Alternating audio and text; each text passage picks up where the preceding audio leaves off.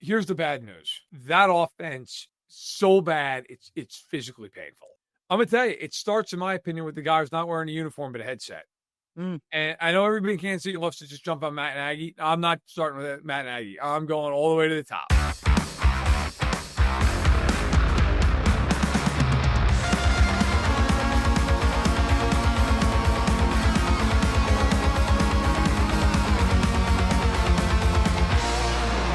The football show here on KC Sports Network. Tucker Franklin hanging out with Matt Verderame on, coming off another Kansas City Chiefs loss there, 0-2 for the first time in the Patrick Mahomes era, and I'm going to need a lot of Ben Holiday Bald and Bond bourbon and a lot of the things that they make at Holiday Distillery if I'm going to get through this game to watch 0-2 Kansas City take on 0-2 New York on Sunday Night Football next week. But we got a lot to talk about from the Chiefs' loss to the Philadelphia Eagles, 20-17. Matt, how are you doing? Don't burn the Chiefs are doing. How are you doing? You know, I'm okay. All things considered, pretty frustrating loss that the Chiefs did. Obviously, we're recording this Sunday night after the Chiefs loss, in the midst of Sunday Night Football as well. And we'll talk about what else happened around in the National Football League too, but obviously the Chiefs game, it's a game that Jalen Hurts' final line, Matt. Okay, let's start here. If Jalen Hurts' final line, Matt, if I told you this on Wednesday, if I would have told you that Jalen Hurts was 15 of 22 for 101 yards, no touchdowns, no interceptions, Saquon Barkley was 22 carries, 88 yards, you'd say, whoa, Chiefs must have won. Yeah, I mean, look, we're also going to talk a lot about this game. Yeah. So, I mean, and I hope that doesn't make 99% of people turn this off. Because I frankly would turn it off. Look, especially having listened to me. Here's the good news, bad news of this game. The good news is genuinely the defense actually played really well. We can all sit here and break it down. The pass rush still sucks. That's fine. By the way, although Norman Lott damn near killed Jalen Hurts. Rock bottom. Took him to rock bottom, man. That was... When he hit him, that's a finisher. There was a brief, split second in my brain. I'm like, is he alive? Yeah. He slammed him. But in any event, look, their pass rush stinks. Yes. Okay. But I thought the secondary, after having a really bad week, played great football against the Eagles. Great. And also, shout out to Noah Williams, who got on the field and looked really good. Played well. So, there's that one play with A.J. Brown where he got completely he was like, I don't know what zip code I'm in. And then he just turned around and was like, well, I guess I'll just hit A.J. Brown as hard as I can. It worked. Sound strategy. Yeah. Look, I thought the secondary played really well. I know McDuffie got lost on that deep ball down the sideline, but you know what? Look, it was really frustrating, but I'm also going to say this. If that's the worst thing your defense does all day, you should win the game. Mm-hmm. They gave up 20 points, and quite frankly, two of the field goals were what? Over 50 yards. Yep. And then one of the other, because the Eagles had what? I'm trying to think. What did they have? Two touchdowns? Two touchdowns, two field goals. Yeah, and one of those field goals came on when the Chiefs just decided to hand the ball to the Eagles at the 35-yard line. Yeah, that was sick. That was really cool. Yeah. So, I mean, look, you're not going to hear anything negative about me with the defense. Yes, the pass rush sucks. Mm-hmm. But overall, to me, it's how did you play as a defense? Well, they played well.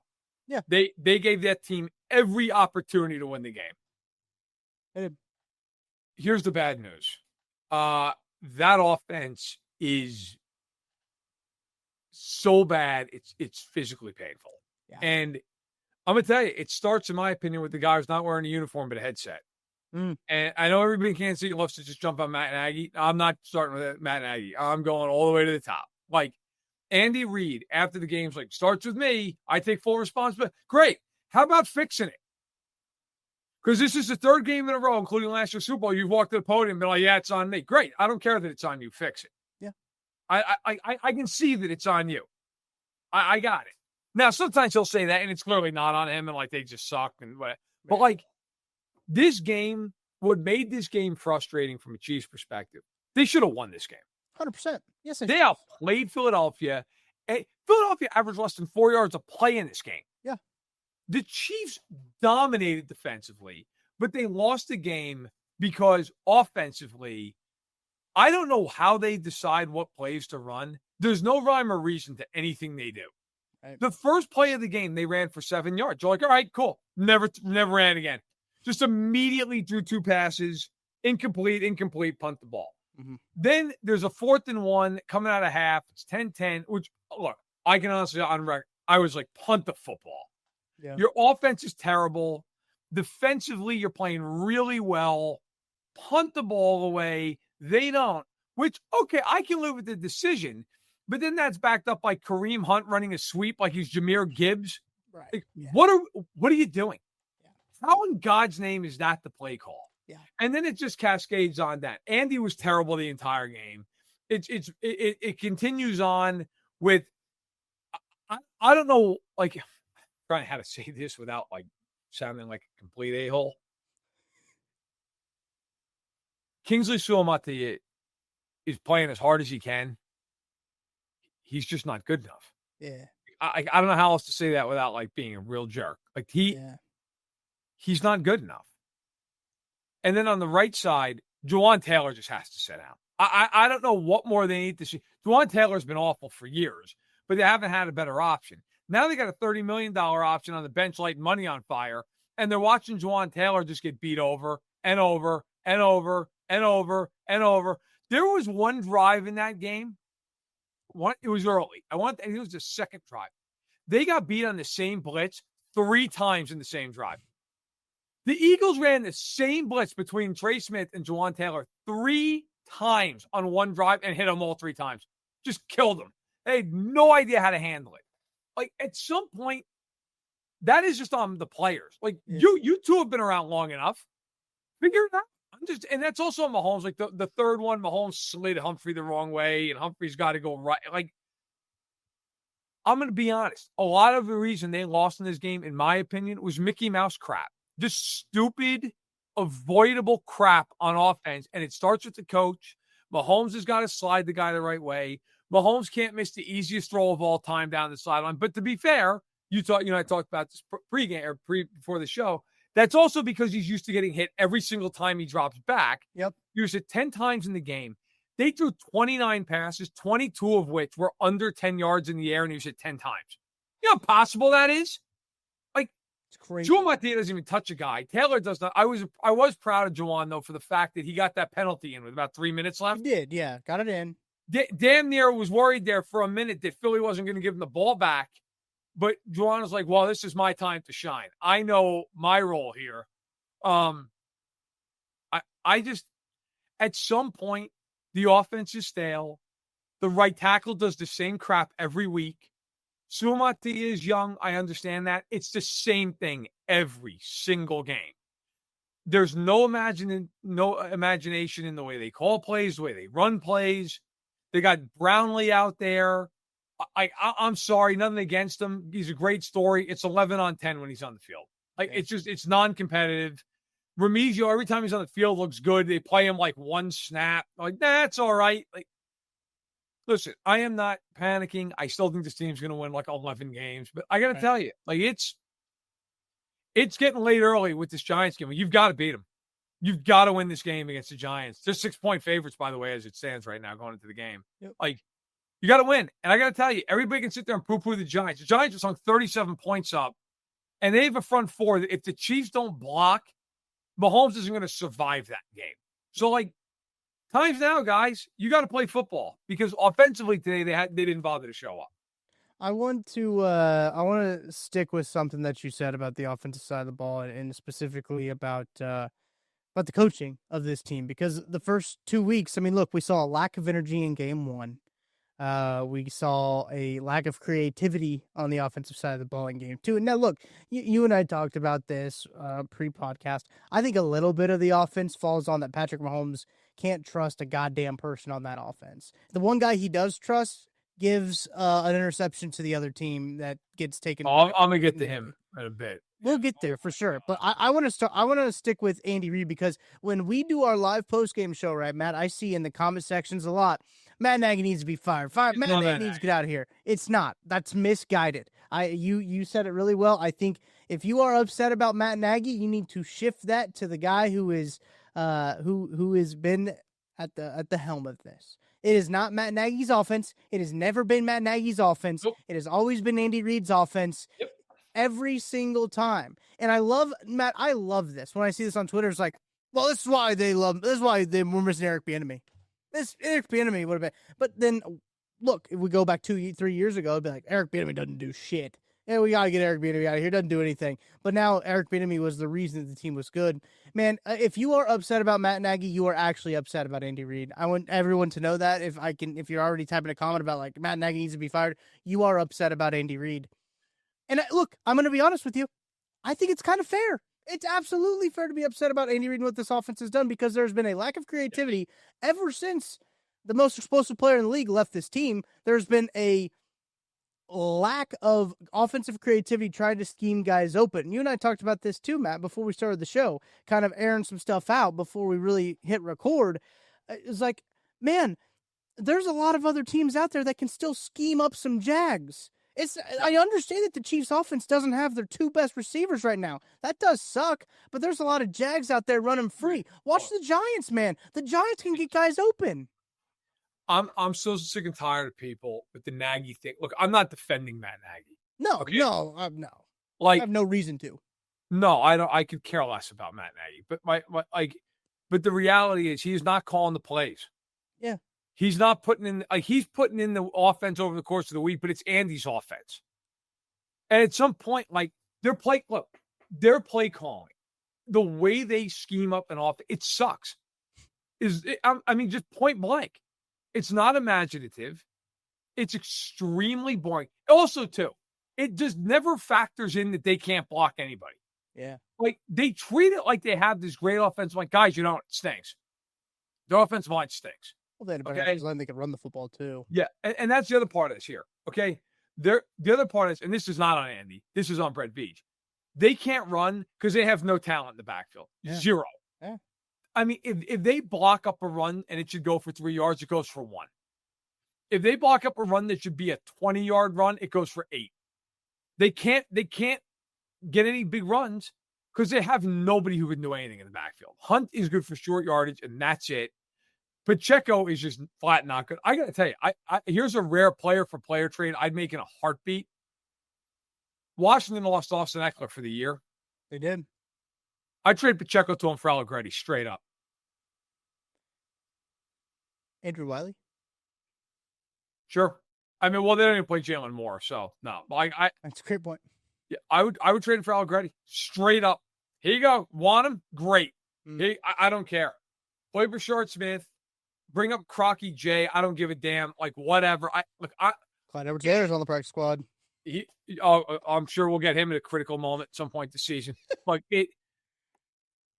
Andy Reid is a first ballot Hall of Fame coach. 100%. And I am not here to criticize him in terms of a long view, but in the moment, the way they play with this offense, it does not factor in the offensive line.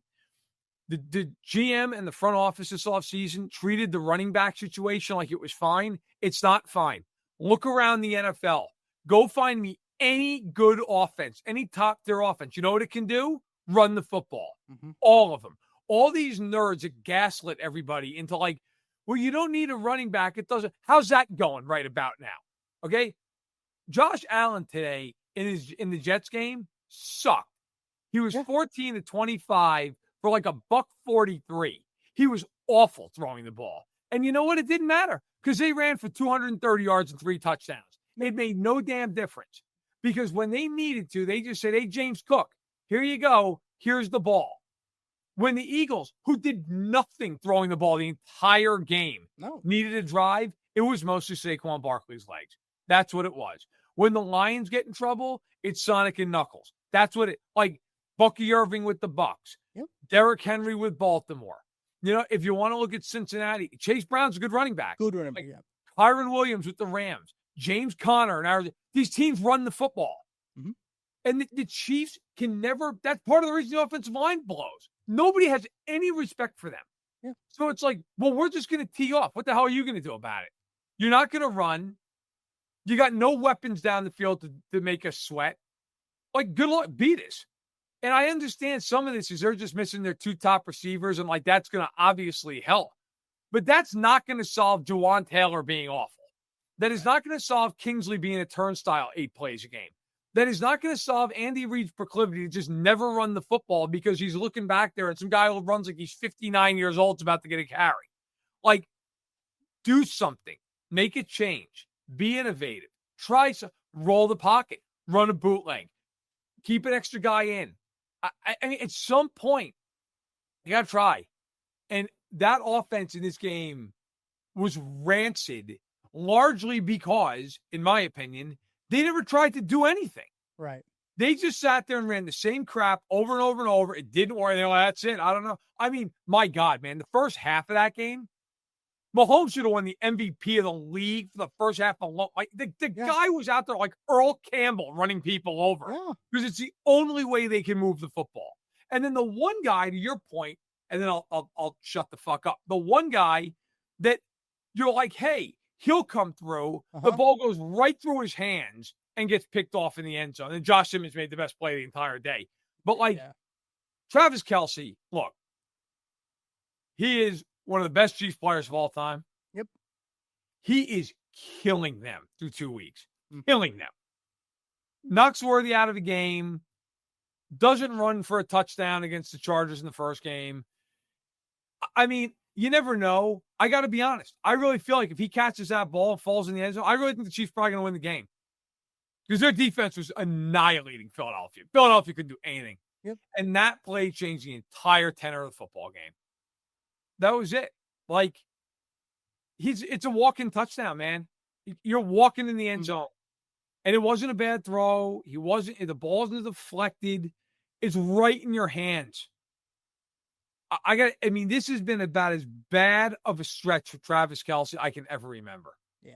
I mean, just brutal football. And you can make a real difference. His play is the reason they're not 2-0. As bad as all the rest of this shit's been, if he plays well, you can make a real argument this team's still 2-0. 100%. Like, you start thinking about all those plays and everything like that. I went and I looked. We just talked about running the football, and I think you hit the nail on the head.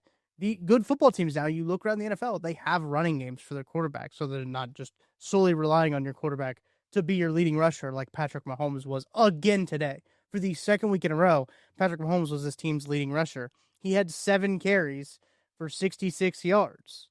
You have Isaiah Pacheco and Kareem Hunt combined for 18 carries this week. That's good. That's up from 10.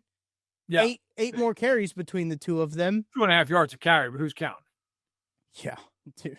I mean, look, you got Kareem Hunt averaging 3.9 yards per carry. Brashard Smith got a carry in there. Shout out Brashard Smith getting his 1 carry for 2 yards. But you're right. I mean, we talked about this, I think, on Friday's show of just like running the football helps with your offensive unpredictability. Everything. Right? And like it helps everything. It helps everything. And they just don't do it. They're pretty close to 50-50, and that's a lot of the reason because Patrick Mahomes pulled the balls down 7 times and made it 50-50. But like straight called run plays, if you take Mahomes 7 out of it, they had 19. Like you're looking at 19 rushes compared to 29.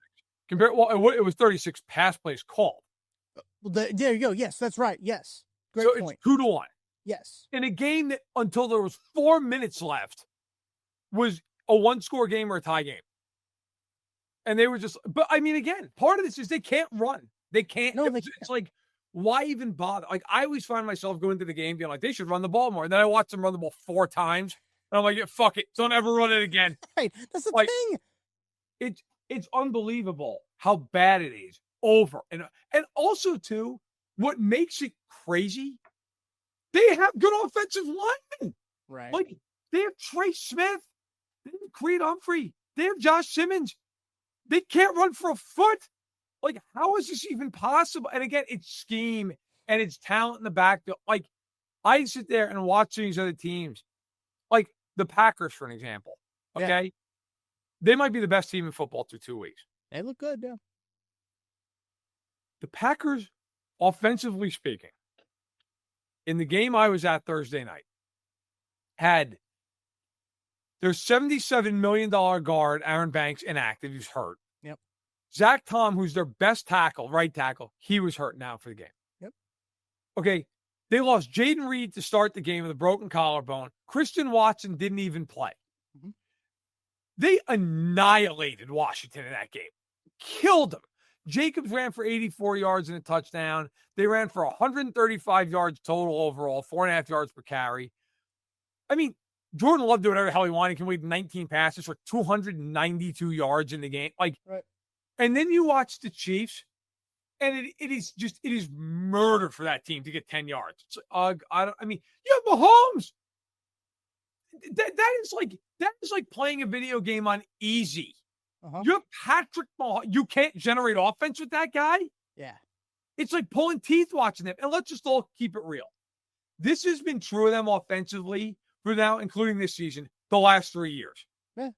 Then they won a Super Bowl doing it. And they even went to another one. And look, in the end, what are your results? To be fair, they're winning. Yeah. And I honestly think that's a big part of the problem right now. 100%. They have just been able to get away with it. So it's like, well, we don't really need to invest in a running back. Mm-hmm. We're okay with our right tackle. We don't really need to get more athletic. We're okay. We don't need to draft a receiver super high. Now, granted, Worthy was about as high as they can draft the guy, granted. Yeah. But, we don't need to – I'll even retract it. We don't need to go out and sign a mid-tier receiver. You know what I mean? Instead of signing, fucking, some guy who's never going to play it down, bringing Juju back, who, God bless him, but, let's just be honest. He's scaring anybody? New England didn't want him. No. It's ridiculous. At some point, I think they got away with a lot of that stuff. And frankly, last year when they were winning all these games in crazy ways, it was like, that's all right. Yeah. Because it turns out it's not all right. And I do think this team will find a way. But, to win, look, I still think they're going to win the division. Right. But look, if there's one silver line for every Chiefs fan out there, you're not a Broncos fan. Yeah. Oh. That is the most hilariously brutal loss you'll ever see in your life. Okay. But if you're the Chiefs, you are sitting there going, hey, man, this team really should be 1-1 or 2-0 if it even played halfway decent football. Yeah. And they're not. And that's obviously very concerning.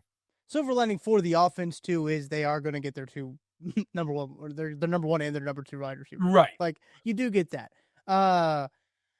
Now we need to take a break, but I do want to talk a little bit about the defense. I think that there are some things to talk about with what they did. Look, they played well, I think, against the Eagles. I don't know how sustainable their defense was today. What, because they blitz 8 guys every play? Right, correct. Did you know that Hurts today completed one pass that went over 8 yards in the air? I did not know that, but that doesn't surprise me. And it was Devontae Smith. Yeah, which shouldn't even have been completed. It could have easily been picked off. One pass. That's 7 yards in the air. Spags had him in hell. By the way, he is the biggest reason for hope with that team. Is he will just game plan them to being a top 10 defense. 100%. Always has been, actually. The astronaut meme, the astronaut meme always has been. It really.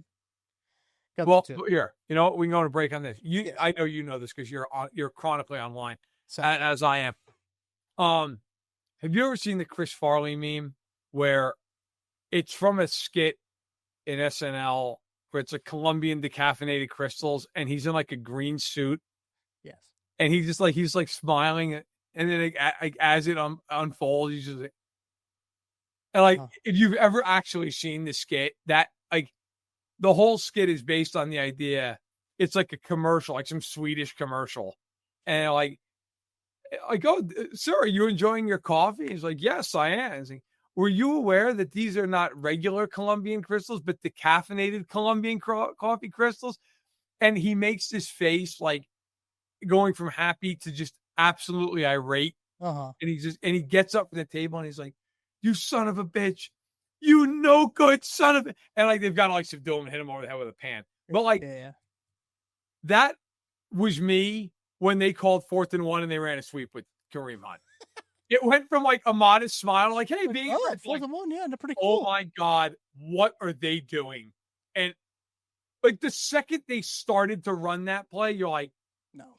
The only question is how many yards does he lose? There's no other question involved here. How many yards is he going to lose on this play? Just really, really beautifully done. Well done. It was a real masterclass. And look, I'm sure there will be phenomenal games played at GEHA Field at Arrowhead Stadium this We year. don't know what year. We don't know. It may not. I mean, we may be waiting for like when they repurpose the stadium. That might be the next time they play a good game at that stadium. Oh my God! Because hey, Baltimore's up next. Yeah, that's a good point. But hey, Matt, I'm calling all Chiefs fans because look, you could be on the field at the 50 inside GEHA Field for the official coin toss at a Chiefs home game this season. Visit Chiefs.com/GEHA now. Enter to win a chance to be on the field for a once-in-a-lifetime view of the pregame coin toss. Plus, you can score other exclusive prizes. Enter for a chance to win at Chiefs.com/GEHA. GEHA is the proud partner of the Kansas City Chiefs. Let's take our first time out. And when we get back, I want to talk about the defense and maybe a little bit of the Giants before we flip on to the rest of the National Football League to kind of close out the show. But take our time out here, and then we'll be back right after this. Chiefs. Looking for tickets for your next event? Tickets for Less is your #1 source. Save big on every purchase when you use promo code KCSN at ticketsforless.com. Just a short drive from Kansas City.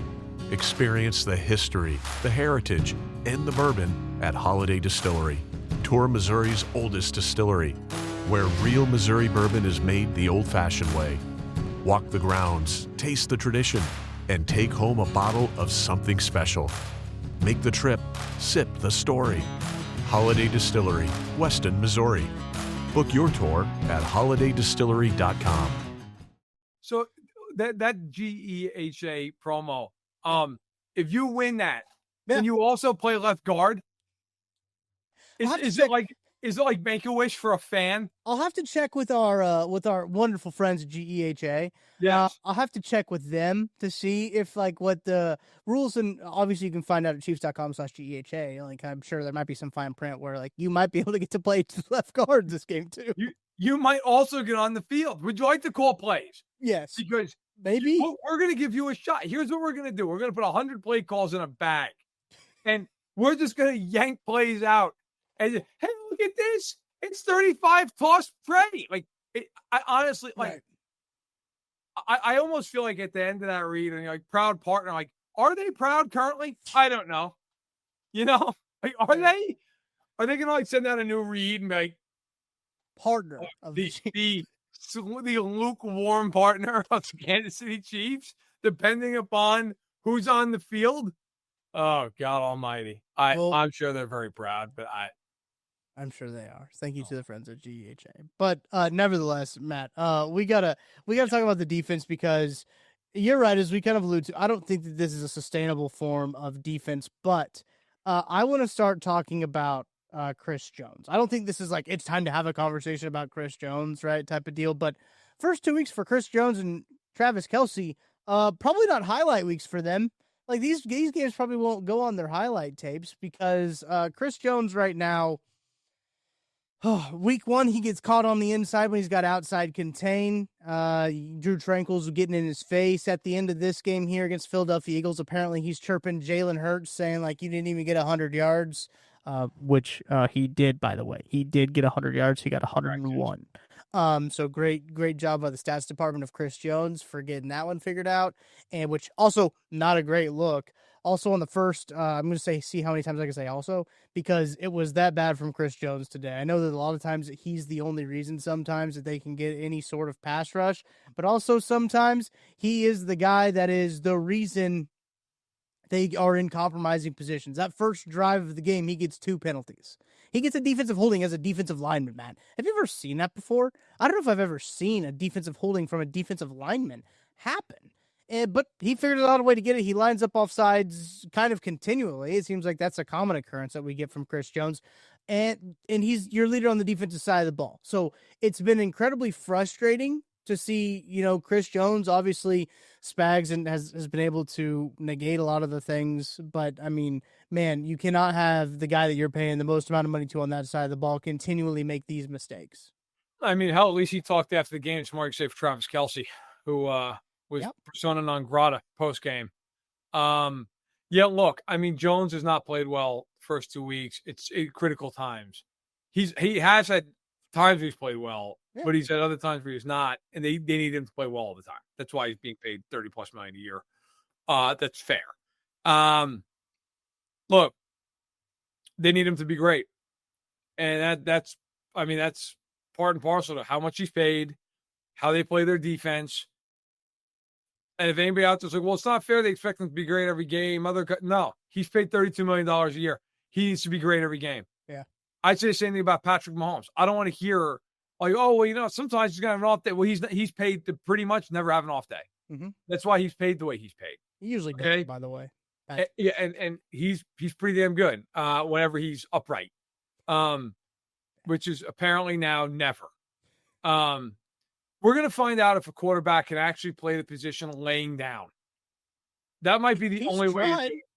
That might be it. It might be it. But no, look, Jones has got to play better. Karlaftis was invisible the entire game. Charles Amena, who was very visible in all the wrong ways in that game. Yep. I'm pretty sure he just overran his gap again and gave up another 10 yards. Like, there was one play that Charles Amena who was literally 3 gaps out of position. I didn't know it's physically possible. He started out as like left defensive tackle and ended up near like the opposite corner. Yeah. It was unbelievable. It was like he thought they were stringing out a play to Mars. Like, I don't know where he was going. I appreciated there was one play in the game where Derek Nagy came onto the field, didn't know what was happening, then frantically lined up and got absolutely just bewilderingly blown out of the hole for like a 12-yard run. Like, how do you not know what personnel group you're in? You've been on this team for 36 years. Yeah. How do you not know? Like, hey, it's they really changed it up. Package. Like, for anyone who's not aware, this is how this works in the NFL or just about any level of football. Okay. When you're on offense or defense and you are a package player, you're not somebody who's out there 100% of the snaps. Hey, gold package, red package, big package, speed pack. Like, you're in certain packages. So if you're Naughty and you're in gold package and Steve Spagnuolo and Cullen are screaming gold, they're not talking about a fucking land rush. Like, it's time for you to go out there and line up. And you watched it. And like, it's like he had no idea what was going on. Now, maybe he didn't hear the call. Maybe it wasn't communicated to him. And if that's the case, then it's on the coaches. But like, these are simple things that lead to mistakes. It's the same thing with the offense. You watch the game and you're like, okay, like, that ball's right at you, Travis. Like, you've got to catch that football. Another guy, you're paid a fortune. You're not Jared Wiley. You're Travis Kelce. Like, you've got to catch that ball. And to your point about Chris Jones, look, bottom line is there have been flashes. He's got to play a hell of a lot better. And I'm with you. I don't want to hear him at the end of the game. Oh, you only had 100 yards. I don't care if you had 20 yards. Right. You lose. That's it. That's a loser thing to say. That's something that losers say. And he's obviously not a loser. He's one of the best players in NFL history. He's a 3-time champion. Like, come on. Don't say it after the game. You lost. It wasn't your fault you lost because his defense did the job. But, like, team game. You lost. Looking at this from Next Gen Stats, the Chiefs blitz Jalen Hurts on 16 of his 25 dropbacks. That's 64% of the time. Their highest blitz rate under Steve Spagnuolo since 2019. Yes. Hurts also with a 2.11 second time to throw against the blitz, the quickest of his career, minimum 10 attempts. His ADOT was absolutely brutal. I know you already talked about like his attempts. Oh, it's ridiculous. I'm looking at like the spray chart right now that Next Gen Stats puts out, and it is absolutely disgusting that they lost to that. Nick Jacobs also tweeted out that Lane Johnson did not allow a pressure on any of his 25 pass blocking snaps on Sunday. Every other Eagles offensive lineman allowed 1 pressure. This is a fun line right here. God. Johnson matched up against George Karlaftis on 10 of his 25 pass blocking snaps. So George Karlaftis, also a guy who was making a lot of money, was also non-existent. That's a problem. Yeah, I mean, that is a problem. It's also a problem. Tamari Connor's leading the team in tackles 2 weeks in a row. Like, well, he's leading the team in tackles because guys are thrown at him and he's got to tackle. Yeah, well, that's that. Yes, I think the good news is he is bringing them down. Right, yes. The bad news is he constantly has to bring. The play is always right in front of him. That's what's the problem. Tamari Connor is going to be the first corner to ever lead a team with 150 tackles. It's just Like, and you know what's really funny about it? Like, I mean, funny is the right word here. Like, they're like this close from being 2-0. They have been horrific in these games and are barely losing both of them. Like, two teams that probably make the playoffs. Yeah. One of it's definitely will. Like, I look, and this is where I'm going to turn here, and then we'll go to the other stuff, I'm sure. But like, yeah, as bad as this is, and maybe maybe it's just one of these things I'm blind to because like they've just been so great for so long. Yeah, I really think this team's still going to win like 11 and 12 games. I really the do. The back half of their schedule is so weak, man. Like, the back half, because I'm going to tell everybody something right now. Denver stinks. Okay, bad, yeah. Denver's not good. They should beat the Chargers at home. The entire AFC South is a disaster. Jacksonville lost to a guy with 3 picks today, and he wasn't named Joe Burrow. Like, it's Jake Browning after the game literally said, sometimes you just have to be delusional. Like, talking about how he psyched himself up into playing well. That's so funny. They lost to that team, 31 points. Okay? Like, they play the Giants. I mean, this is not a team that I look at the Chiefs and I just go, oh my God. I will say this. They have to beat the Giants. They have to win that game. If they can find some way to be 3-3 after 6 games and they get Rice back and Worthy kind of scares the hell out of me. He's got a torn labrum. They got to put him in a harness. Yeah. A little horrifying. But like, if he can hold up and they get Rice back, look at their schedule. I mean, so going from week 7 on, here's the schedule. Raiders, Commanders. Okay, at the Bills, tough game, right? Yeah. But one thing we know about that game, historically, it's going to be close. Like, it's going to be some one score. But like, even if they lose, they can fight. Come out of the bye. The rest of their schedule, I won't go week by week, but it's Denver twice. It's the Chargers at home. It's the Raiders the last game of the year. It's Tennessee. It's Indianapolis. It's Houston at home. It's Dallas. Like, you're going to tell me that this team can't win 11 or 12 games playing, but like, at some point, though, I will say the caveat is this offensive line's got to figure it out to some extent. Because if they can't do that, they can't, like, I still think they'd probably make the playoffs because now Cincinnati, I don't think they're making the playoffs. But like, it's tough, man. It's tough when the whole damn offense is just, hey, Pat, go back there and get killed all game long and just find somebody. Good luck to you. Yeah, I tweeted so early in that game, I was like, Pat's just going to have to do everything again this game, right? And yeah, he was. Last thing I want to touch on this game, I'm surprised we made it 36 minutes into this podcast before talking about this. I'm fucking over the tush push. Today was the one day, Matt, like, you know, we've had plenty of conversations on this podcast here about the tush push. I've been kind of indifferent about the tush push. I've been kind of one of those things of like, well, I just think the Eagles are really fucking good at it, and that's why people hate it. But the Eagles are good at it because they break the rules to run the tush push. Like, that's why, like, to watching it, like, I think in week 1, you even started to see a little bit more of the magnifying of the rule bending that goes on.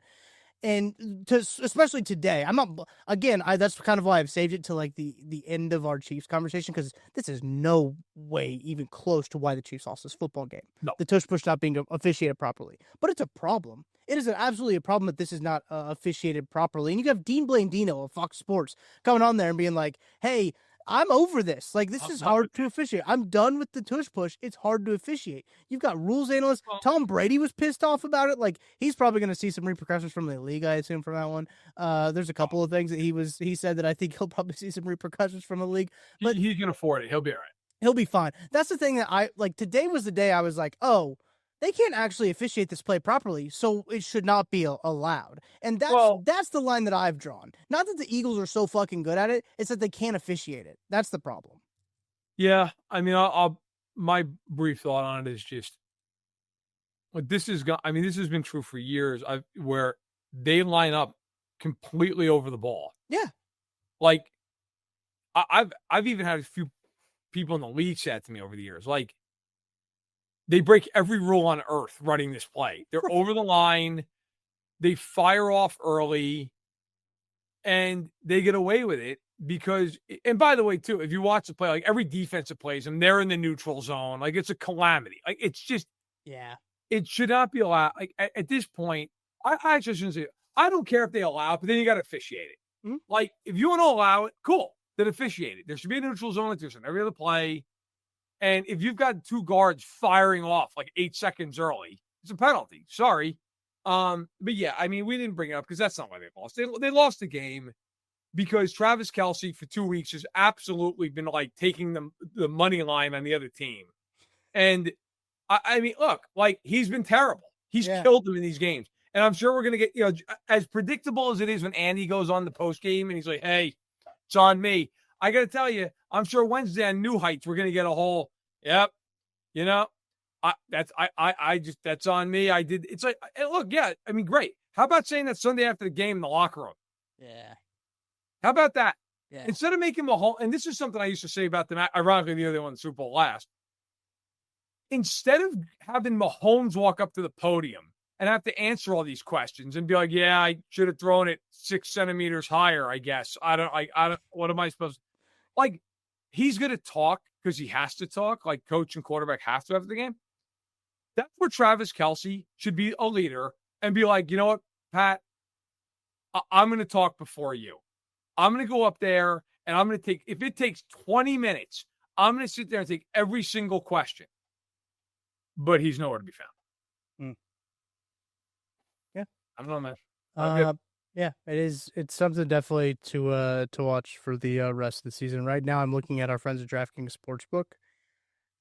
If you, much like Matt and I, still feel confident that the Chiefs are going to win the AFC West for the 10th straight year in a row, you can get them at plus 280 right now to win the AFC West. To win the conference right now, you are looking at, that is the NFC, you are looking at plus 700.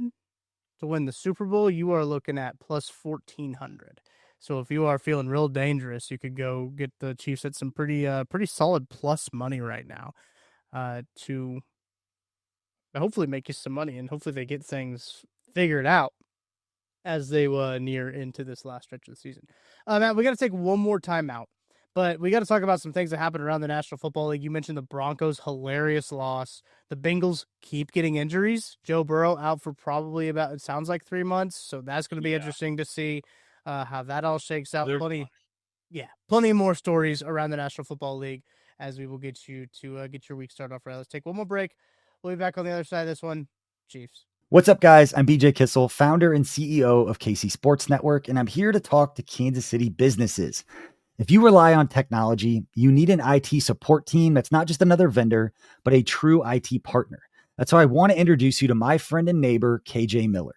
He is a VCIO at ThrottleNet, the Midwest's highest rated and most reviewed IT support company. They've been in business for more than 25 years, helping companies stay secure, productive, and ahead of the curve.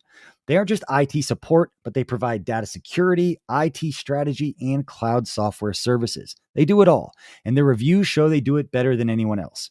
So if you want to hear about how ThrottleNet can help your local business, join the conversation with myself, KJ Miller from ThrottleNet, and our resident genius from KC Sports Network when it comes to IT, at least as he's affectionately known by us, Mr. Craig Stout. Click the link in the description to hear how ThrottleNet can help you.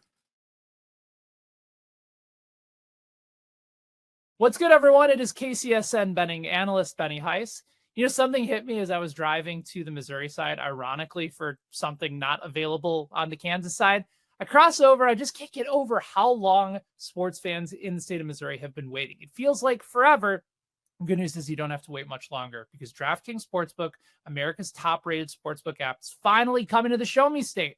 And if you're thinking, yeah, but I got to wait on the sidelines until December 1st, it's not true. You can sign up right now. And when we go live, new Missouri customers get $300 in bonus bets just for placing a $5 bet. $5. That's not even as much as a pumpkin spice latte that's going to take over. So it's not some ragtag sports, but this is DraftKings. You got live in-game betting. So if your team starts hot, you could jump in mid-play. There's lightning fast payouts. None of that wait 3 days for your money nonsense. And you've got more ways to get in on the action. There's no better way to start. It's all from your phone. When we go live, you'll be betting with a sportsbook trusted by millions, safe, secure, fast withdrawals, everything you want. Well, except maybe a guarantee that your team will cover the spread, but that part's still on you. So here's the move. You download the DraftKings Sportsbook app. use code KCSN. And when we go live December 1st, that $5 bet turns into $300 in bonus bets. That is code KCSN in partnership with DraftKings Sportsbook. Gambling problem, call 1-800-GAMBLER, 21 plus and physically present in Missouri. Eligibility restrictions apply. Bonus bets expire 7 days after they are issued. Excludes customers who redeem pre-launch sign-up offer. Terms at sportsbook.draftkings.com/promos. I'm Brett Goodwin, one of the owners of The Learning Tree. The Learning Tree is a neighborhood toy store in Prairie Village, Kansas. This has been here in this location since 2000s, and my husband Alan and I purchased the store in 2023. Alan and I grew up in families where we've always wanted to have a business together. Alan grew up, for instance, his parents had a jewelry store. I worked in a local toy store here in Prairie Village when I was growing up. When this opportunity happened in 2023, we knew right away we wanted to contact them and pursue the store. We wouldn't have been able to get the store without the team at Emprise Bank. From the day we contacted them, they knew what we needed to do, which was very helpful. I would absolutely recommend the team at Emprise Bank to anyone looking to secure a business. We worked with Emprise from day one. They were extremely helpful. They were always great resources. We talk to them frequently. They know the area. They're very friendly. We know who we're going to talk with, and they know what we need to do. We hope we'll see you at the Learning Tree. Let's start with the Joe Burrow injury, because that is one that is some big news. Again, he could miss the most of the season. He's feared to have suffered a grade 3 turf toe injury, which would require surgery and sideline him for at least 3 months, according to NFL Network insiders Ian Rappaport and Tom Pelissero. Fuck, dude. I probably not. That little. Waiting for that tweet to be fired out. Yeah. Make sure you get paid for that the engagement on that. He doesn't want to strap. I'll challenge him to an Oklahoma drill. Next time I see him, I say, Ian, strap it up, Oklahoma drill. You and Jordan Schultz are gonna have to fight to get in line. Team Schultz over here. Team Schultz. Give me in that beach house. Burrow was injured in the second quarter of the Bengals' 31-27 win over the Jaguars on Sunday. Jake Browning again was the quarterback that I think the last time. No, that's not right. Week 2, Joe Burrow played last year, but it was the week before. It was the year before that when Joe Burrow was hurt. He played the Chiefs. Obviously, the Chiefs don't play the Bengals this year. But Jake Browning was the quarterback to kind of, I think 4-3 was the record that they went with Jake Browning when he was in there. Not with this defense. That's not happening. Yeah. Okay. I mean, look, that's not going to happen. Tough for the Bengals. Yeah. Their season's over. I'll be the guy who goes out on that one. I mean, they're done. I don't care if they're 2-0. They have no shot. Their next 5 games are at Minnesota, at Denver, home to the Lions, at Green Bay, home to the Steelers. They're lucky if they win again. Yeah. Right. And then they finish. Here's a fun stretch: at Ravens, at Bills, Ravens. Good luck to you. Yeah. Okay. I mean, they have no shot. That, by the way, is one reason it's still even though the Chiefs have been awful, to be bullish on them. Find me 7 teams that are making the playoffs that don't include the Chiefs. Right. The Bills are the only team worth anything in the AFC East. Mm-hmm. The AFC North, okay, you've got Baltimore. Pittsburgh looks hideous. Right. Cincinnati's done. Cleveland's Cleveland. The entire AFC South stinks. Here's a crazy thought. This has never happened in NFL history, but it might. Does the entire AFC West make the playoffs? Ooh, maybe. I have no idea who the hell's making the playoffs. Otherwise. Yeah, no. Maybe Pittsburgh, maybe. Yeah. Jacksonville just gave up 31 to Jake Browning. Look, if you believe in Indianapolis, cool. Maybe it's them. I mean, shout out Daniel Jones, 2-0, baby. Maybe first time since 09. But my point is okay, even if it's 3 out of the West, do you think the Chiefs finish in the last place? No. The most hilarious arc to this season is them going 10-7 and being at 7 seed and then just annihilating Baltimore and Buffalo again. Just doing it again. Yeah.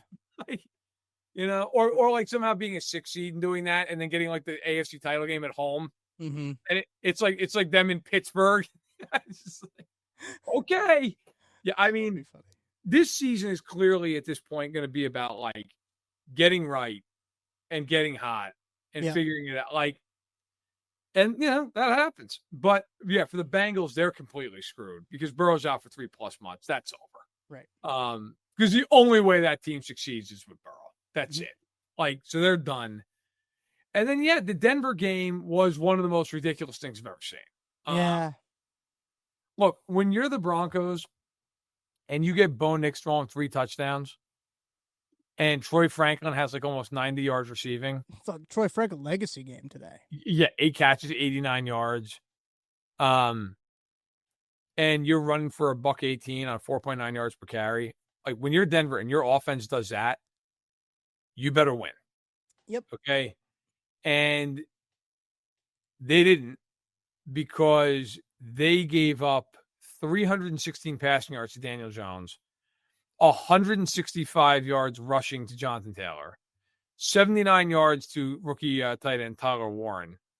All told, they gave up 473 yards and 26 first downs. Indianapolis won this game despite taking 11 penalties. Crazy. Because Denver, while leading that game with 3 seconds left, 28-26, watched Indianapolis miss a 60-yard field goal attempt. But the Broncos were called for leverage, which is a personal foul. You're not allowed to push down on the center to try to jump, which if you watch the replay, they did. They did, yeah. So they get called for a 15-yarder, and old friend Spencer Schrader shout out, Chiefs, drives her home from 45 yards out. Good night, Indianapolis. Denver now plays the Chargers next week. Ooh. So, if the Chiefs can play football and stuff, right in it. Just somehow involved, despite being horrendous beyond words. So, look, the Broncos, if they miss the playoffs by a game, that's the game. That's why, right there. The Colts also today did not have Charvarius Ward. They also, I think, were missing another corner. I think they were out there not 1 and 2 corners in this game as well. So, for them to lose this game, as you well mentioned, the offensive numbers, brutal game for them. The Colts the Colts had 6 trips to the red zone. Yeah, they kicked a field goal. 2 of 6. 6 trips to the red zone. Daniel Jones, by the way, was unconscious. The Colts have not punted yet this season. Really? They're the first team in NFL history to not punt in their first 2 games this season. That's crazy. They went field goal, 9 plays, 61 yards, field goal. 8 plays, 55 yards, field goal. 7 plays, 85 yards, touchdown. 6 plays, 22 yards, turnover on downs. 6 plays, 81 yards, touchdown. 10 plays, 42 yards, field goal. 9 plays, 42 yards, downs. 7 plays, 81 yards, field goal. 9 plays, 41 yards, field goal. I got to tell you, Denver, shout out to your red zone defense. Yeah. You were about to give up 50. Okay? So Denver now falls to 1-1. And 2 of their next 3 games at the Chargers and then at the Eagles. Oof. So, we'll see. But however, then they do back that up with 2 home games against the Jets and the Giants. Dangerous's return. It's going to be unbelievable. That will be. Will he still be the starting quarterback? If he plays what he did today, yeah.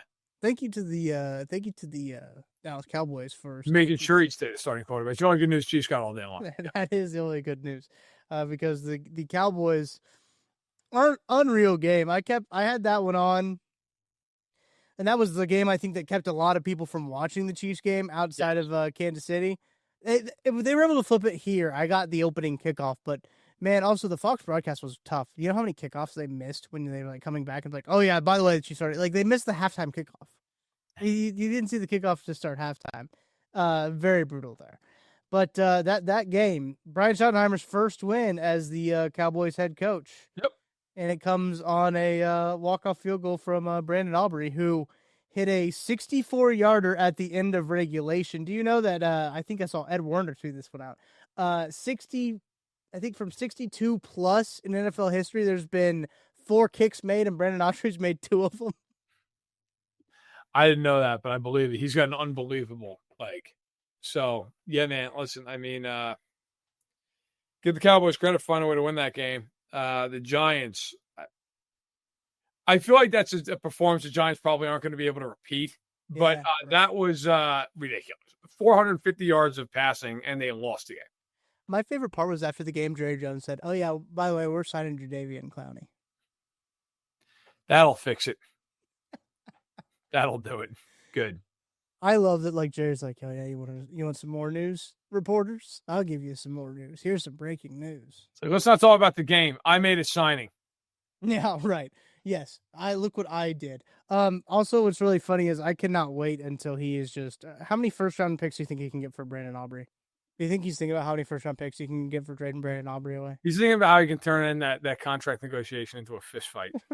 Right. It's like, how can I make this about me? By the way, I'm watching this Vikings game in real time here as we're recording this. This is an atrocity of a football game. Yeah, I think every JJ McCarthy game is now going to be a shit show. That's what I decided. God, man, it's 9-6 Atlanta. Nobody scored a touchdown. Like, by the way, for all these guys, running backs don't matter. Bijan Robinson is single-handedly putting Atlanta into this position because Penix has done nothing in this game. Yeah, he made one pretty cool throw to Kyle Pitts early, and then Drake London immediately fumbled right after. I saw, that wasn't great. The Penguins are over 96 yards. We're halfway through the third quarter. Yeah, but Bijan's got 115 yards on 14 carries. The Chiefs may not rush for 115 yards in a month. I saw you retweeted something during the show on the timeline, and I've lost it now, but I thought it was an interesting point that the person that you retweeted made of like, oh, the Chiefs might call for Tyreek Hill, but who they should really call for on the Dolphins is Devon A-Chain. Yeah, Henry McKenna at Fox Sports, a buddy of mine. He actually texted me a couple days ago and was like, "Is this a crazy take?" I was like, "No, but they're not going to do it because they hate running backs." So right, yeah. I was like, "But you could write it. It's not crazy." Yeah. He's a good dude. I don't know, man. Like I've been on the train of like trade for Tyreek, right? And I guess I am still, but I'm also just like, does it matter? Like, can they block long enough for them to throw like a 5-yard out route to Tyreek Hill? Like, I don't know. I think like the call's got to come from inside the house here. Like it just does. I mean, I'm not saying don't trade for him. Like whatever, you can get him. But this team, they've got to figure out their offensive line. The coach has to figure out that like this isn't Madden. And, like, you can't just call 25 random plays for funsies. Right, just like flood the whole time. Yeah, like, you've got to, like, and, I feel dumb even saying that because, like, he's Andy Reid. He knows more about football than I could ever dream of. But sometimes you just watch a team and it feels like they've gotten stale. And, like, it's just like anything in life. Sometimes you get in a rut. Like, you can get out of it. But right now, it feels like Andy's in a rut with his team. Mm-hmm. Get out of it. Figure it out. Do something different. I don't know, but I'm sick and tired of hearing about how it's like, yeah, it's my responsibility. Yeah, I know. Thank you. Yeah. It's like when my daughter comes home, she's like, I got in trouble at school again today. I know it's my fault. I'm like, yeah, no kidding. It's your fault. Good call. I didn't think it was some other kid's fault that you got in trouble. It's your damn fault. Like, yeah, at some point you just have to, do something different. Otherwise it's the definition of insanity. 100%. Last thing before we go, anything else around the National Football League you got to take on? You want to spend some time talking about? The Bears stink. The Bears are awful. That nothing changes. The more things change, the more they stay the same. The Chicago Bears stink. Bro, I watched that game in the early window. I was like, this is painful. I listen. I know I should probably wait on this take, but it's not who I am as a person. Ben Johnson, don't know that he's great as coach. Yep, they run the ball well. Caleb Williams threw for under 7 yards per attempt, took 4 sacks, and had a QBR of 44.1. And I got to tell you, I watched that game. That pretty much tracks. They can't figure out how to get to the line of scrimmage. If you've watched the Bears the first 2 games, they routinely break the huddle with like 8 on the clock. Yeah. So they have no idea what they're doing. They blow timeouts. They false start. Like, Ben Johnson is just actively like just sick and disgusted by half of his team. Like every time they show him on the sideline, he's furious with somebody. Like, it's just going good. Yeah. It's going real good. I'm going to tell you right now, they play the Cowboys week 3 at home. They don't win that game. this thing's going downhill in a major hurry. Like a major hurry. Because the next two games are at the Raiders and at the Commanders. Well, I don't think the Raiders are great. The Raiders aren't going to beat themselves. Right. And the Commanders are going to beat the Bears. Yeah. So they could be 0-5 hosting the Saints in a game where football will be set back 100 years. But yeah, nice job going to Detroit and giving up 52 points. Great job. Really nice job. Yeah, it's brutal, man. I think I was on the Ben Johnson conspiracy theory earlier that he wasn't actually going to be a good coach, because how many times do we see this next offensive genius go over and be a head coach and it just doesn't work? Because here's the thing, they stop coaching. Like, they have to do so many other things as a head football coach. They can't just focus on the offense and be an offensive coordinator. Like, the responsibilities are so different as a head coach than what they are as an offensive coordinator and a defensive coordinator too, for that regard. Look, Robert Saleh, phenomenal defensive coordinator. I think Ben Johnson, he could go back to Detroit or wherever and be an offensive coordinator and it'll be phenomenal. I think he would be a great coach. Some guys are just coordinators. Some guys are coordinators. Some guys are coaches. I think Dan Campbell's a great example of a guy who is he's just a head coach, right? Because his personality, the way he is, I think some guys are just head coaches that way.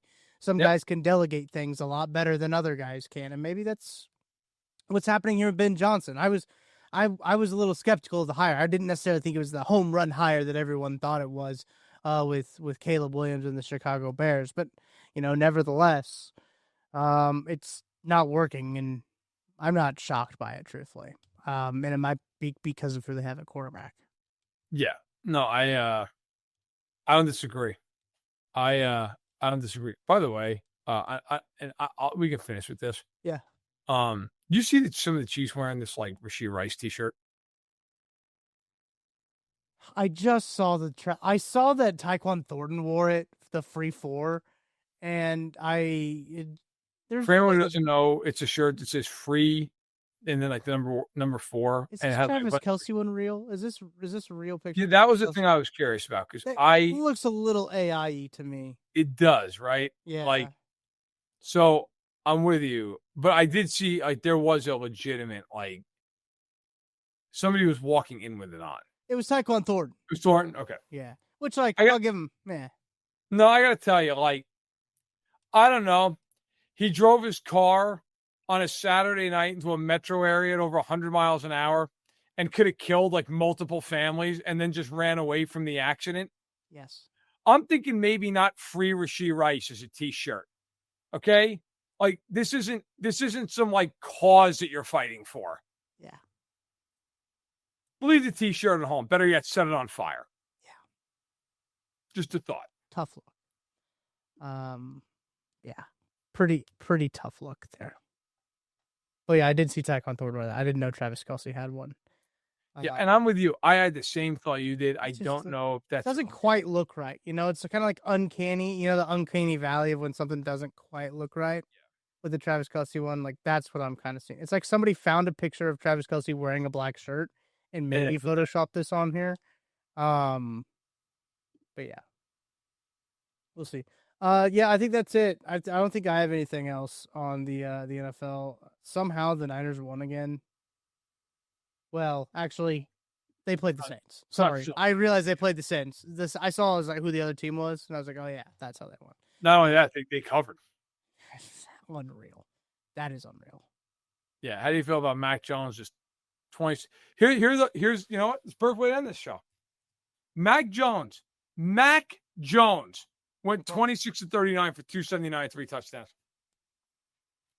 He threw the ball to Juwan Jennings, Ricky Pearsall, Christian McCaffrey, Kendrick Bourne, Jake Tongues, Luke Farrell, Kyle Juszczyk, MVS, Braden Willis, and Brian Robinson Jr.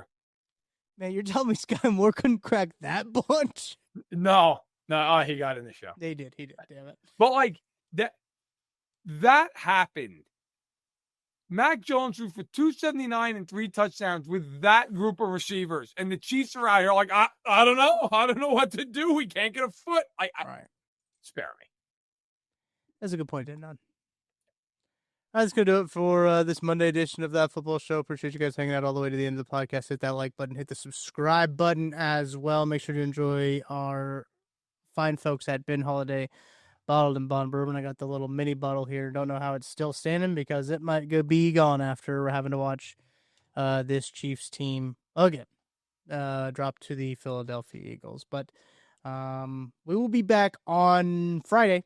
We'll have a week 3 look ahead for you guys, looking at the Chiefs and Giants, also all the other games going on as well. So from Verderame, I'm Tucker Franklin. Hit that like button, hit that subscribe button, and we will see you guys on Friday.